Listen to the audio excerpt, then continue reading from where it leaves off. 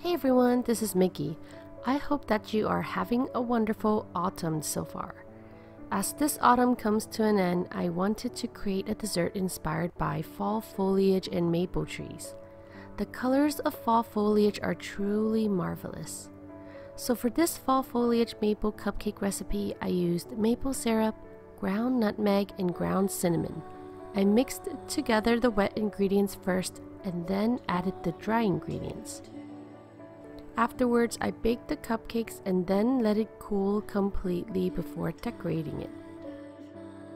The buttercream frosting has fall-inspired colors like red, yellow, and green. I added edible leaf decorations as well.